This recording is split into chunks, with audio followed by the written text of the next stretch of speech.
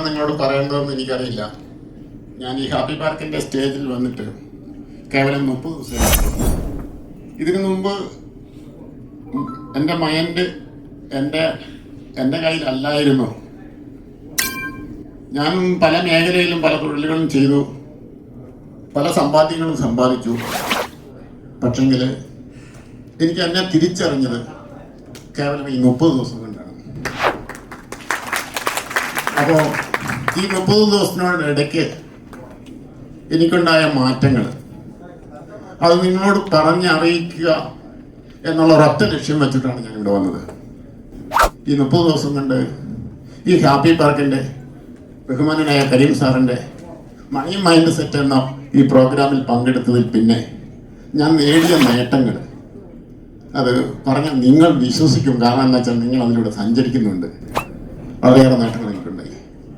എന്താണെന്ന് ചോദിച്ചാൽ ഞാൻ ഇതിനു മുമ്പ് പല ഈ ട്രെയിനർമാരുടെ കൂടെയും എനിക്ക് സാമ്പത്തികമായ ഭദ്രതയ്ക്കും ശാരീരികമായ ഫിസിക്കലായ എൻ്റെ ശരീരത്തിൻ്റെ ആരോഗ്യം നിലനിർത്താൻ വേണ്ടി യോഗയും മെഡിറ്റേഷനും എന്ന് വേണ്ട സർവ്വകാര്യങ്ങളിലും പലരുമായിട്ടും ബന്ധപ്പെട്ടതാണ്. പക്ഷെ അതിൽ നിന്നൊക്കെ എനിക്ക് കിട്ടിയ നേട്ടങ്ങൾ സത്യത്തിൽ കുറേയേറെ നേട്ടങ്ങളുണ്ട്.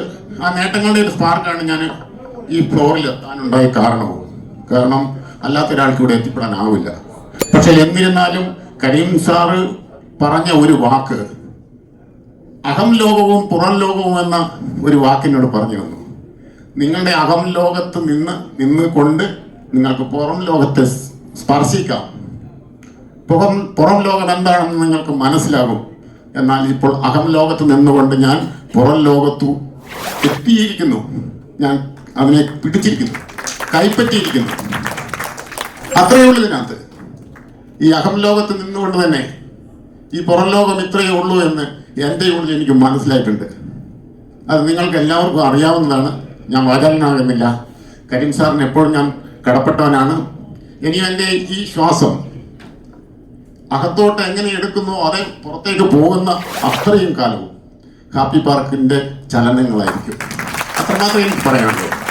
ഇനി അടുത്ത അങ്ങോട്ടേക്കുള്ള എല്ലാ പ്രോഗ്രാമിലും ഞാൻ സജീവമായിട്ടുണ്ടാവും. നന്ദി, നമസ്കാരം.